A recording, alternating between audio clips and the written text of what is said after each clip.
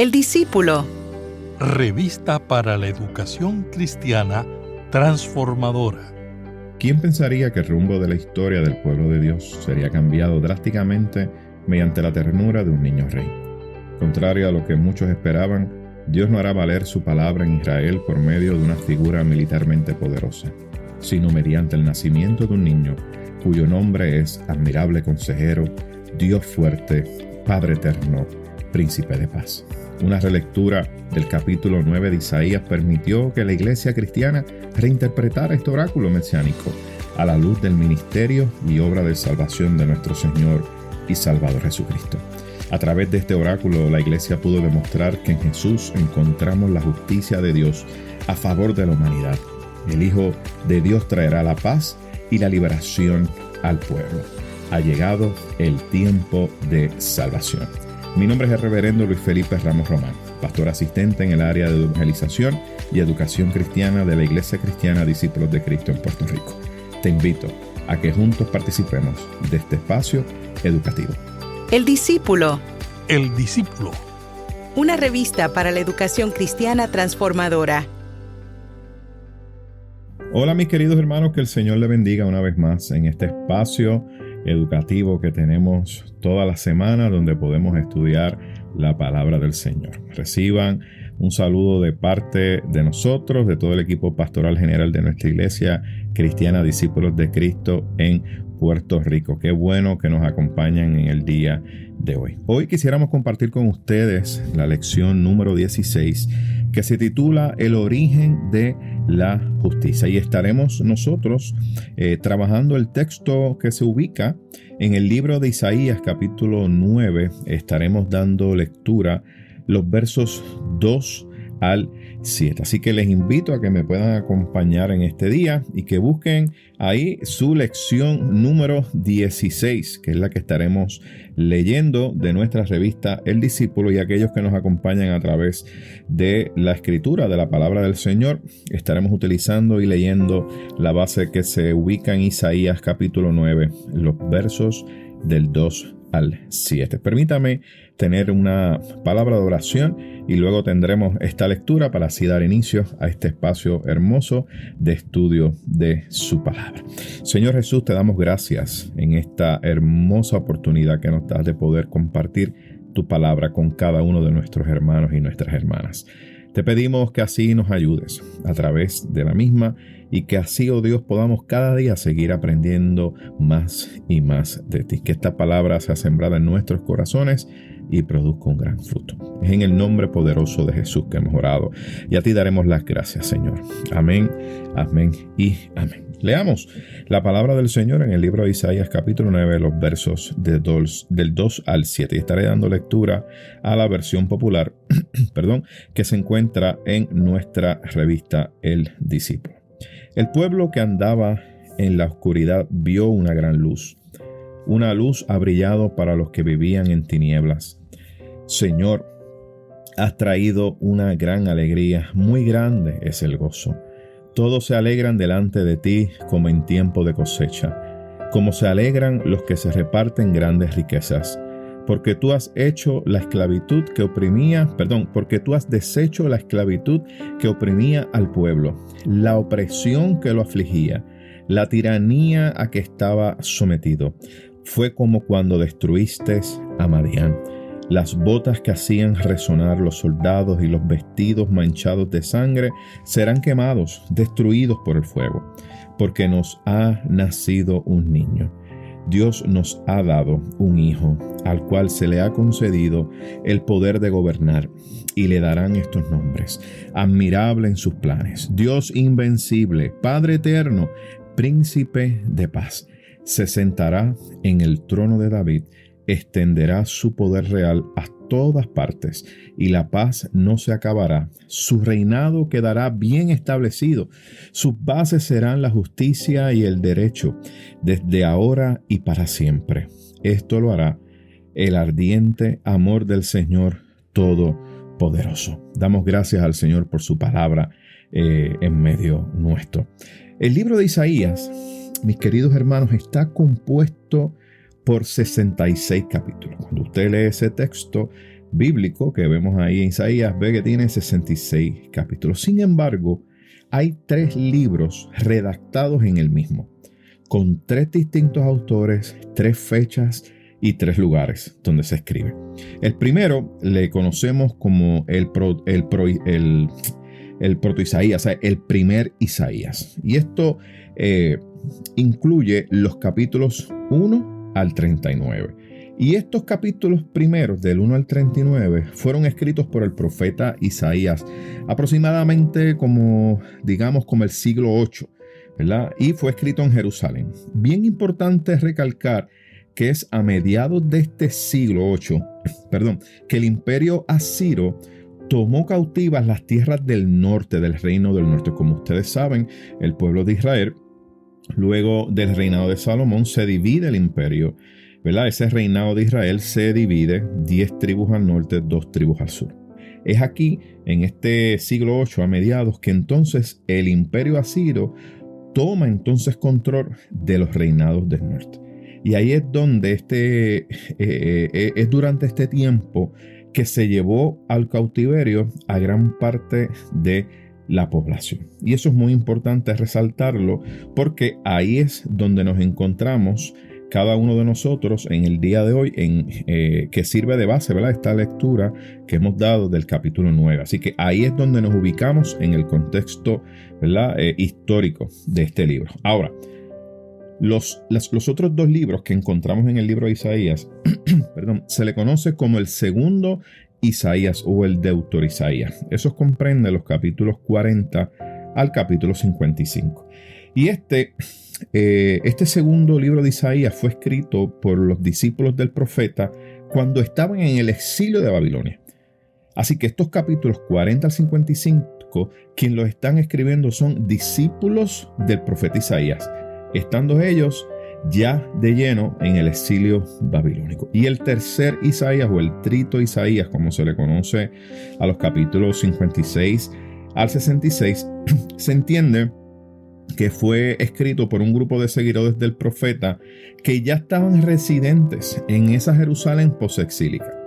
O sea, ya había pasado el tiempo del exilio babilónico y estos seguidores del profeta que estaban ya viviendo en esa Jerusalén post-exílica, eso fue más o menos para el año 538 a.C., ahí es donde se escribe estos capítulos 56 al 66. Y el pasaje que estamos estudiando, que se encuentra en esos primeros capítulos que les comentábamos a cada uno de ustedes, que es el primer libro de Isaías, se le conoce como un oráculo de salvación, ¿verdad?, o conocida como el libro del Emanuel.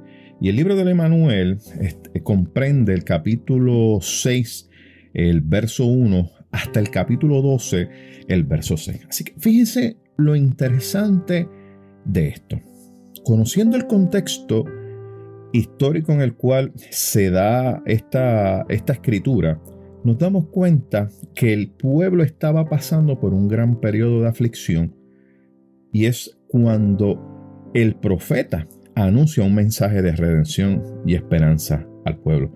Qué cosa, ¿verdad?, más interesante. De hecho, el versículo 2 nos presenta la imagen de la luz, que significa la liberación, la restauración y la salvación de Dios. Así que la alegría del pueblo es producto de ese anuncio de la intervención de Dios. En medio de este momento difícil que atravesaba el pueblo, que ya hablamos acerca de ese contexto, ahí es que entonces Dios mueve al profeta para que comience a hablar esta profecía, anunciando que Dios va a intervenir.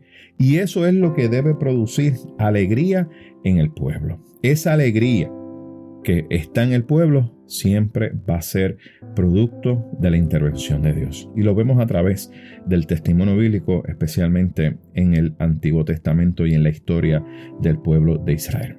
Ahora, los versículos 4 y 5, ahí vemos un contraste, porque nos presentan ahora una triada de símbolos que representan fuerza, que de alguna otra manera mantienen en sufrimiento al pueblo de Dios. Así que veamos lo que nos dice. Número 1, nos habla acerca de un yugo. de un yugo que esclaviza, un yugo que oprime. Número 2, nos habla acerca de una vara que los aflige y un cetro que se utiliza de manera tirana, podemos decir, para someter al pueblo. Así que vemos esta triada de muerte, esta triada de símbolos de sufrimiento del pueblo. Así que sabemos que el pueblo está entonces atravesando un momento donde está esclavizado, está siendo oprimido, están siendo afligidos. Y la manera en que eran afligidos es que usaban tiranía para someter así al pueblo. Como pueden ver, el escenario no era muy esperanzador, tampoco era muy alentador. De hecho, el profeta nos hace una comparación de los tiempos de Gedeón.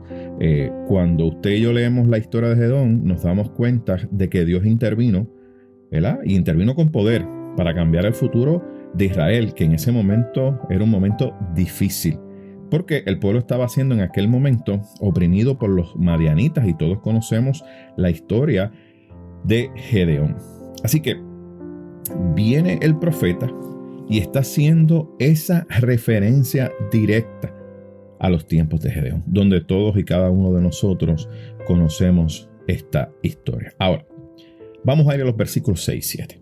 Aquí vemos que se está introduciendo uno de los oráculos más importantes de la iglesia cristiana. Esto es un oráculo muy importante para cada uno de nosotros. Y nos habla acerca de un niño que nos es nacido y un hijo que nos es dado. Cuando se realiza una relectura de este verso y lo hacemos desde la óptica de la obra salvadora de Jesús, estamos afirmando que ciertamente de quien están hablando es de Jesucristo. Por eso es que la iglesia cristiana hace esa relectura y lo hace con esta nueva óptica, ¿verdad?, de la obra salvífica de Jesús. Y no podemos olvidar que cuando hablamos de estas dos menciones, ¿verdad?, que hablamos acerca de un niño nos es nacido, un hijo nos es dado, no podemos olvidar que cuando se consagraba a un rey como gobernante, se reconocía que era un hijo de Dios. Por lo tanto, aquel que era reconocido como un gobernante era también reconocido de igual manera como un hijo de Dios. Sin embargo, esta profecía se proyecta hacia un futuro mucho más lejano, un futuro mucho más lejano. Y este niño que ha nacido es el rey que ha de llegar, que fue prometido y que va a venir con poder de Dios. ¿Para qué? Pues para establecer un reino justo y de paz. Este rey que ha nacido va a llegar y va a establecer un reino distinto a lo que ellos están acostumbrados a ver. Así que este niño que ha nacido representa algo, es símbolo de esperanza, es símbolo de restauración y tiene la capacidad para gobernar con mucho poder y con autoridad. Bien importante mencionar que este niño que ha nacido cuenta con el consejo de Jehová. Y usted y yo sabemos que el consejo de Jehová es más que necesario para cada uno de nosotros. Y el texto así nos lo hace saber. Nos deja saber que el consejo de Jehová estará presente en este rey para que gobierne con justicia y para que gobierne con mucha sabiduría. Porque él sabe que si gobierna con justicia y sabiduría, va a traer paz. Va a traer paz, pero no cualquier paz. La paz de Dios. Esa paz que Dios quiere que esté presente.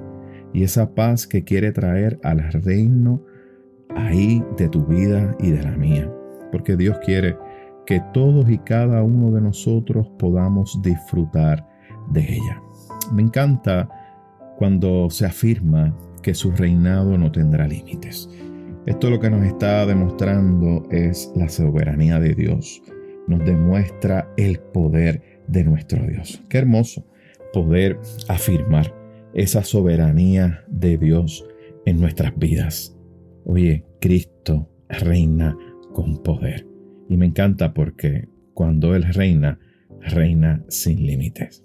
Hay 3 puntos que son muy importantes que debemos considerar en el día de hoy. El primero, la luz que disipa la oscuridad. Y el tema de la luz, ¿verdad? Que disipa la oscuridad es un tema que usted lo va a encontrar de manera recurrente en los oráculos que son mesiánicos. Lo va a ver constante, la luz que disipa la oscuridad. Eso está presente. Y ciertamente hay un contraste entre la luz y las tinieblas. Y esto se hace para poder ilustrar la acción salvífica de Dios. Ustedes saben que cuando llega la luz en medio de la oscuridad, lo que está trayendo es un tiempo nuevo. No sé cuántos de ustedes han tenido la oportunidad de esperar el amanecer en una montaña. Me acuerdo muchos años atrás, cuando era adolescente, participaba de un campamento en un pueblo de la montaña. Y una de las cosas que hacían dentro de la programación de ese campamento era que nos levantaban bien de madrugada antes que saliera el sol y nos llevaban en una caminata a una montaña, hasta el pico de una montaña. Y era allí, en ese tope, en esa parte de arriba de esa montaña, mientras estaba oscuro, que mientras cantábamos y mientras orábamos y mientras estábamos allí, veíamos el amanecer. Y era una hermosa visión lo que usted veía allí. Miren, era una cosa hermosa ver cómo ese sol va amaneciendo, ver cómo ese sol se va levantando así entre las montañas. Mire, eso brinda esperanza, nos llena de alegría. Y por eso es que vemos entonces que ese contraste entre la luz y las tinieblas, lo que quiere afirmar es que en Dios solamente nosotros vamos a poder encontrar esperanza. Esperanza y también alegría en nuestras vidas. Y Dios nos está regalando. Y Dios nos está regalando a cada uno de nosotros y a toda la humanidad la luz de Cristo. La luz que alumbra, la luz que se hace presente. Esa luz que viene a disipar todas las tinieblas. Y en este tiempo que estamos viviendo, este tiempo de Navidad, que estamos celebrando el triunfo de la luz de Dios sobre las tinieblas, qué mejor momento para nosotros afirmar ese regalo de Dios a la humanidad. Nos ha regalado a Jesucristo, quien vino a traernos a cada uno de nosotros la luz a nuestros corazones. Y no podemos permitir que en este tiempo de Navidad triunfe el tener sobre el ser. Porque en este tiempo de Navidad en ocasiones nosotros nos equivocamos y como que nos desviamos y perdemos cuál es el verdadero sentido de la Navidad. Y pensamos que tiene que ver con regalar, con comprar un regalo. Y le damos más importancia a eso. Y buscamos la manera de que, miren, comprar el regalo más grande, quizá el más caro, a veces sin poder. Y cuando hacemos eso, lo que estamos haciendo es dándole más valor al tener que al ser. Para Dios es más importante el ser. Para Dios tú eres importante. Por lo tanto, tenemos que afirmar ese mensaje verdadero de la Navidad en este tiempo, donde la luz de Cristo vino a alumbrar a cada uno de nosotros. Y cuando vemos los títulos dados a este niño rey, me encanta y nos hace pensar muchas cosas. Número 1, nos habla acerca de un título el cual el niño es consejero, admirable, Dios fuerte, Padre eterno, príncipe de paz. Y todos estos títulos que vemos ahí, lo que hacen es que nos permiten que podamos tener una imagen correcta de Dios que va acorde con el testimonio de Jesús. Porque, hermanos, tenemos que tener mucho cuidado con las interpretaciones acerca de Dios que deforman su imagen. Como cristianos tenemos que afirmar que toda imagen sobre Dios tiene y debe ser filtrada por las enseñanzas de Jesús de Nazaret. Tengamos mucho cuidado, porque en ocasiones podemos nosotros dar a mostrar un Dios que no es el que realmente es. A veces tenemos imágenes de un Dios que castiga y que no tiene compasión. Y la realidad es que el título que vemos en este libro de Isaías que se le da a este rey es consejero, admirable, Dios fuerte, Padre eterno, príncipe de paz. Miren, son unos títulos que tienen un gran significado y no podemos olvidar eso. Y en medio de este tiempo de Navidad tenemos que afirmar esa imagen del verdadero Dios, ese Dios que viene a amarnos, ese Dios que viene, mire, a conquistar nuestro corazón porque Él nos ama. Así que tengamos mucho cuidado con esas interpretaciones acerca de Dios que deforman de alguna otra manera su imagen. Ahora, me encanta mucho esto porque la vida y el testimonio de Jesús es el referente. Es el referente de quién es Dios. Cuando usted lee los evangelios se da cuenta que Jesús anunciaba que Él y el Padre eran uno solo. Y eso es bueno porque nos afirma a cada uno de nosotros. Miren, que cuando vemos a Jesús, estamos viendo a Dios. Y la manera en que Jesús actuaba, así Dios va a actuar con cada uno de nosotros. Por eso es que afirmamos que el reino de este príncipe es un reino de paz, un reino que es eterno. Me encanta porque Isaías concluye este oráculo anunciando el reinado eterno del príncipe de paz. Este rey prometido representa a Dios. Por lo tanto, debe gobernar con derecho y con justicia. No podemos olvidar eso. Y no podemos olvidar que durante el reinado de este príncipe de paz, este tiempo que Él traerá será un tiempo de paz eterna. Una paz distinta a como la da el mundo. Qué interesante cuando vemos eso en el texto bíblico. Y quisiera terminar con una nota del reverendo Juan Mejía, que es el escritor de esta clase. Y nos menciona diciendo, esto no es utopía, sino un compromiso inquebrantable de Dios alcanzado mediante el sacrificio de Cristo Jesús. Es decir, el adelanto de una cultura de paz es la misión de la iglesia. Damos gracias al Señor en esta hermosa mañana y le pedimos al Señor que así nos ayude en medio de este tiempo hermoso de Navidad a seguir afirmando esa luz del príncipe de paz. Gracias te damos, Dios eterno. Tú nos has regalado la dirección de tu luz, que es Cristo, y también nos has dado la fuerza de tu Santo Espíritu para contrarrestar la oscuridad causada por la violencia y la opresión. Ayúdanos a construir una sociedad mucho más justa. Hoy, Señor, te damos gracias. Gracias por regalarnos la alegría del niño Rey, que es para nosotros consejero admirable, Dios fuerte, Padre eterno y Príncipe de paz. Es en Cristo Jesús que hemos orado.